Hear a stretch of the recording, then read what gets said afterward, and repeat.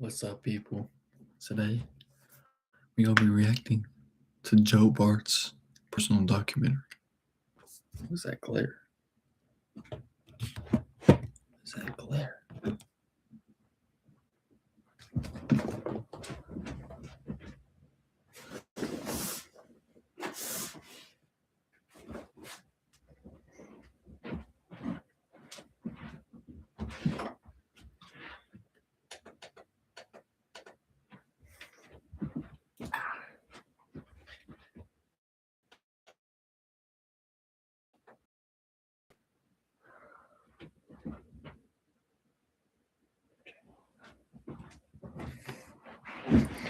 Sweet.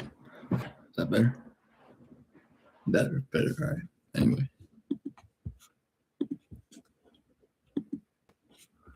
Sweet.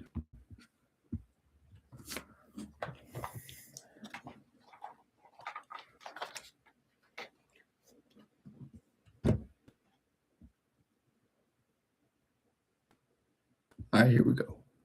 This is Joe Bartolozzi, loud, raging, screaming. And online, that's how you win. Bigger reactions, bigger personalities, losing control on purpose. The algorithm rewards the loudest version of yourself. And for a while, Joe looked exactly like that. He wore a white beanie, a wife beater, and yelled at things. That was the Joe Bart character. But there's another side of him that most creators never show. I do not currently believe in a singular or one God. Honest, authentic, and philosophical. I don't know who I am. A side of him that, on paper, shouldn't work. I mean, when you're getting 20 million views a video, you don't quit TikTok and switch your major to philosophy. But Joe did, because he decided he wasn't going to let the algorithm force him into a box.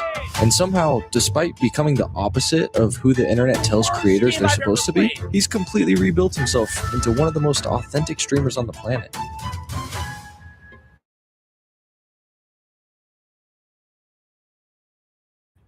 Bartolozzi, or as the internet knows him, Joe Bart, was born on February 6, 2002, and raised in small-town New Jersey. He ran track and field in high school, and he was good. I mean, he was really good. But he was even better at one thing: entertainment. Why the entire outside of your toilet is covered in Joe wrote better than anyone else. The early days of TikTok didn't just change content, it changed attention itself.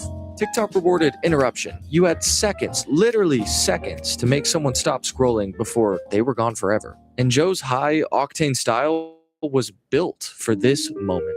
His content exploded. Loud storytelling, rage clips, unfiltered reaction that didn't give you time to think before you were already laughing. The views started climbing into the millions. Beanie, the wife beater, and the loud crash outs, that stopped becoming just content. It became identity. Joe Bartolozzi had become a character, and after a while, a character he didn't want to be anymore. It was a character, right, that I had to put on, and I hated it. But what Joe didn't realize was that he was trapping himself in the exact place he didn't want to be. Once the internet associates you with a specific version of yourself, it rarely lets you escape it. Let me explain. Every big creator has a bit, a trait that makes them instantly recognizable in a crowded feed. Adapt never misses a trick shot. Queso is fat. Proof that I'm skinny. Los has a chipmunk voice. It basically is the blueprint to get viral clips. Find the thing you're known for and play into it. The internet doesn't reward complexity, it rewards having an instantly recognizable identity. And at the beginning, it feels like a cheat code. The numbers go up, the clips circulate faster, people recognize you in public. You're known for something. But over time, and exactly like it did for Joe, something starts to shift. The bit stops feeling like something you perform and starts feeling like what happened to Joe.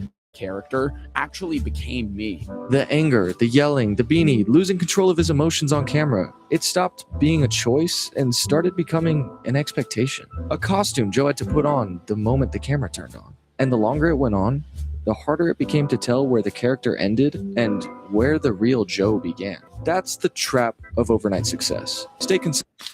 I don't get that. Personally, that doesn't make sense to me.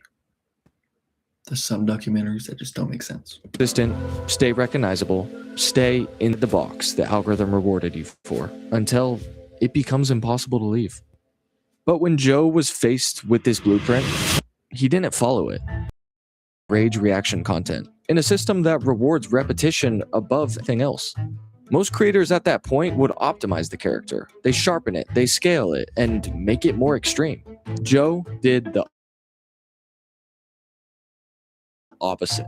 Late, like, what the fuck am I doing? He switched his major from exercise science to philosophy, started live streaming and posting long videos on YouTube. The same guy who once yelled about how to pronounce the word crayon was now debating free will with his chat, breaking down religion, existentialism, free will, the problem of evil, a new side of Joe nobody had ever seen. And this is where he realized exactly why reinventing yourself isn't easy. 25 million followers on TikTok, 2.2 billion likes, but when his first live 25 mil. Dang. stream went live, only 500 people tuned in. Now don't get me wrong, this is good for a new streamer, but it wasn't the hype that Joe was expecting. It started building quickly, and people came to like this new side of Joe. And once people understood him, changed entirely. They weren't just watching a character anymore, they were watching his authentic self. And that shift changes everything. His Twitch and YouTube kept growing off that. Turned into 10,000, then more. Long-form streaming gave something TikTok could never. Space. Space for deep, meaningful conversation. Space for contradiction. Space for moments that don't resolve in 15 seconds. It gave Joe the space he needed to show this new side of him that the short-form algorithm never captured. But the part of Joe's story that most people connect with the most is also what cost him the most. And then this is where you kind of hit a crossroads. The internet romanticizes authenticity, but authenticity is dangerous online. The second your content stops being a character and starts becoming actual thoughts, your actual emotions, your actual life, the line between creator and person starts disappearing. For Joe, this meant letting everyone into the saddest parts of his life. Bro, I have chatters that deal with this. Like, I've had chatters that have like died of cancer. And they're like fucking like 15, man. When you play a character, you can eventually turn it off. The stream ends, the costume comes off, and you go back to being yourself. But Joe stopped hiding behind a character years ago, which means the stream keeps following him, even when the cameras aren't rolling. Most creators would hide these personal moments. Vulnerability usually breaks the performance. It ruins the illusion that everything is under control. But Joe leaves these moments in on purpose. That's the difference.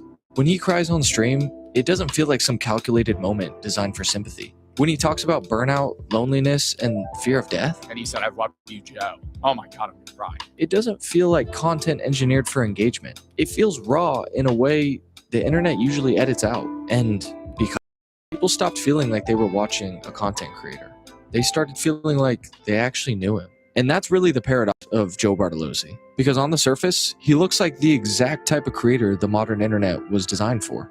Loud, chaotic, explosive, which he still is when he wants to be. But underneath all of that is someone almost completely opposite from the character he started out as. Your life is still worth living, man. You're in high school. You have so many years ahead of you. Emotional in a way most creators are terrified to be once millions of people are constantly watching them. And yet, that's the exact reason we watch Joe Bart.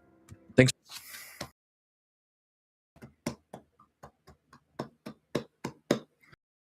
Presented the well. Alright, anyway, that's today. Peace, bruh. Peace. Peace. Peace.